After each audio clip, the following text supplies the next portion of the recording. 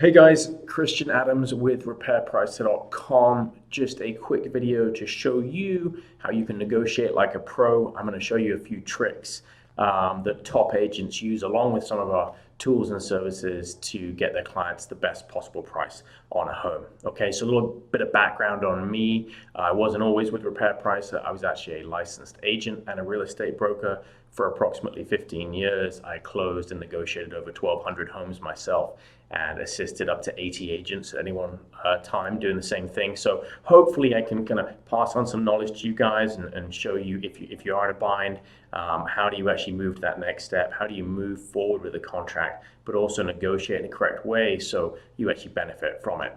So first things, if you're not under contract on a home yet and you have not had a home inspection yet, this video will not make sense. If you are in that situation, please subscribe to the channel, like the video, and then come back later and watch it. But yeah, if you're not under contract on a home and you've not had a home inspection yet, or you haven't quite had one ordered yet, this is not going to make sense. So just come back when you've done that. More than likely you are here, however, because you are under contract, you have had a home inspection, and you've had a few repair items come back that are kind of concerning to you, and you're like, well, what do I do with these? Do I ask for a credit? How much are they going to cost to fix? Do I have the seller repair them? Those are really common questions everybody goes through. So I'm just going to give you my opinion. In different markets across the US, the way that you approach this will change, but in my experience, this is the best approach that you can do to make sure that you move into the home, you're happy with it, but you also get a credit for things, for repair items that are of a big concern. So firstly, please don't have the seller fix things just ad hoc or say, yeah, I'll take care of that. Normally what I've seen is the seller will go and find the cheapest person possible to fix that item. Lipstick on a pig, we call it. They'll patch it up, make sure everything passes a cursory inspection, and then leave you with it when it goes wrong again. Okay, so don't do that. I know there are a lot of people out there who are honest and probably wouldn't do that, but you never know. So what you're going to want to do is get a credit in lieu of repairs. That can be additional closing costs if you've got a mortgage that you're doing on the house, or that could just be a reduction on the house price for you. And that's really up for you to decide and your agent to decide based on what your finances look like and how you're buying the home. Okay, I'm going to contradict myself quickly as well. There are certain situations where you do want to have repair items addressed before you move in, okay? And the ones that I really try and concentrate on are the roof. A roof is actually often covered by the seller's home insurance, and the seller may not even be aware of that. And any damage could have been caused by storm, hail, something like this. So always in that situation, if there is extensive roof damage, just talk to the seller quite reasonably and say, look, I'm not sure you're aware of this. You probably haven't been climbing on your roof recently. This is an issue, however. Can you talk to your insurance company and see if they are willing to repair it? And often that is covered.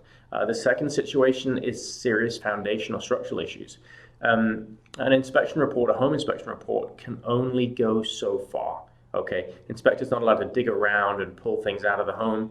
And again, the seller probably would be aware if there are serious structural and foundation issues, doors sticking, windows jamming, cracks, that kind of thing. But in certain markets, let's say Texas, for instance, that's quite common. We've got a lot of clay here, and with the cycle between the heat and the cool, you will see shifting in a house. It doesn't mean it's a big issue, but you want to make sure it's not a big issue. So if you're seeing foundation movement that's outside of normal parameters, just get an engineer out there. It's going to cost you maybe $300 to $500, which sounds like a lot, but when you're spending $500,000, $300,000 on a home, it's not a lot. Okay, when you want to make sure that this home is in a good condition. Two other scenarios: wood destroying insects. Okay, if you haven't had specifically a termite inspection or wood destroying insect inspection on top of your home inspection, and there is some evidence of activity, please go and get somebody to look at that. Okay, again, another serious issue that can affect your house on a massive scale. And then evidence of organic growth or mold. These are really hard to test for from a visual inspection, and you may just see something in a shower because it has not been cleaned properly for some time. But you want to go ahead and get that tested as well and make sure that that's not something more serious. Anything outside of that, guys, pretty much anything in your home inspection report outside of those items, I would say you're good to address the repairs yourself as long as you know what's going on and kind of negotiate a credit. So That's where repair pricer comes in, right? How do you normally get a credit? That's really difficult because you've got to come up with an estimate. So the way that we used to do it was we'd get the report back, and you, the home buyer or the agent, would look at these items, and the first question that would come up is, how much is that going to cost to fix? Well, you obviously turn to the home inspector because they're such an expert in that area, but the standards of practice for every home inspection organization, and some state laws say specifically they cannot address that. They can't tell you or project what it's going to cost to fix. Okay, so if you've been told no by your home inspector, it's not them. That's very normal for the industry. They're literally just doing their job. Okay. Let's say you've done that, you're like, no, I still need to get an idea of these cost estimates. What you would then have to do is go and try and find individual contractors for each trade. Let's think an HVAC guy, a roofing guy, a plumbing guy, an electrician, and get them all out to the property to have a look at these items to make a bid for you. Well, there's a couple of problems with that. In a lot of markets, they charge just to show up.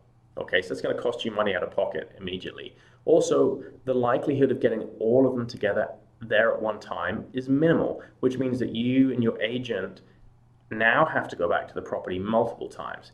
That causes an issue in a few cases, right? It can cause delays, which you don't want when you're negotiating. You want to come out with an answer as quickly as possible and be strong about it. But it's also going to upset the seller. Let's imagine, my family.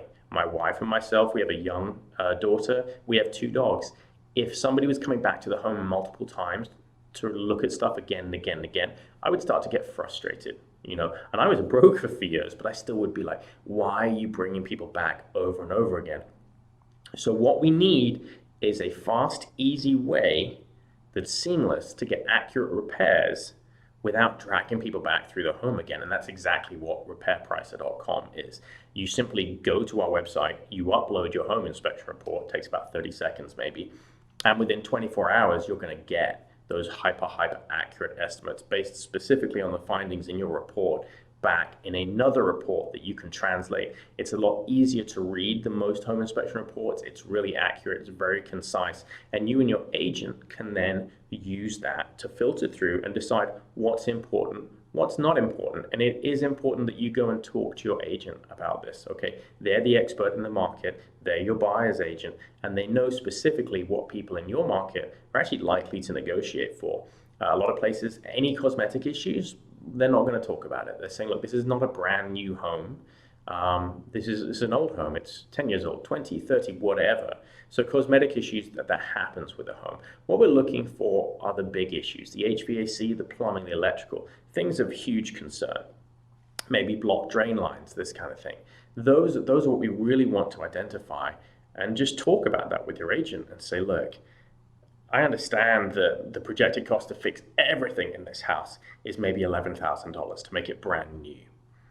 But I'm reasonable, okay? This is a negotiation. We didn't know these items were here. The seller more than likely did not know there were issues with the home. That's really, really common. It's important to understand that the seller's not trying to trick anybody. They just haven't had a home inspection recently. So most of the stuff they see in a report is going to come as a shock to them too. So we're just very transparent, very honest about it. Say, look, I don't care about all these minor issues, but I see here that the water heater is leaking. It doesn't have a pan.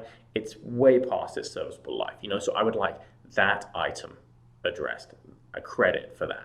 Right? And again, they may not be aware of this because most people don't open their closet and go poking around behind the water heater, apart from every 5 years or something like this.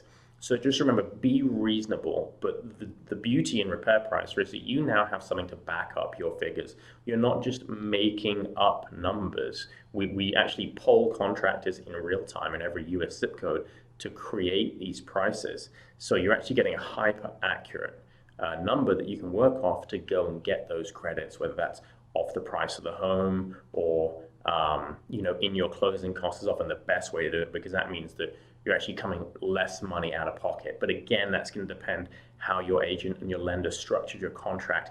Is there room in the closing costs to still negotiate it and still pad some so you can get that kind of less money out of pocket? And one thing I want to say kind of before I close is a Repair Pricer report, unlike a home inspection report, it's not a disclosure notice, okay? It's not the same as an inspection report. So you can quite freely give this to the other agent or give this to the seller, and they can read it and review it and look at it. And let's say for some reason you just can't, you can't reach a middle ground, you reach an impasse and there's no way you're moving forward with the transaction, and there's something so bad that you decide to not move ahead with the transaction. In most states, the seller would actually, if you'd given them just the inspection report, they would actually have to provide that to the next client, almost like a disclosure notice, even if they'd had all of those items fixed since they had the inspection report. With a repair price report, that's not the case. We are simply an estimate of repairs. We're not saying we're a licensed inspector. We're just saying this is the repair cost for these items in your area. So use these to negotiate with and use these for a basis. Use this as an average to project your costs off, right? And that is very important to remember. Look, guys, I really, really want to thank you for taking the time to listen to me today. If you have any questions, please put them in the comments below. I do monitor our channels. Like I said, I've got a lot of experience with this. If you have a specific situation you want to talk through, please go ahead and put a comment or respond as quickly as possible. If you would like to see a sample report, just visit repairpricer.com. You can click the link in our profile. That will take you online. We've got a few more educational videos as well on our YouTube channel and on our website that's going to show you how to read your report if you are interested in having one done. But yeah, thanks so much for taking the time to listen to me. I hope I've been of some value to you, and I look forward to talking with you guys further in the future.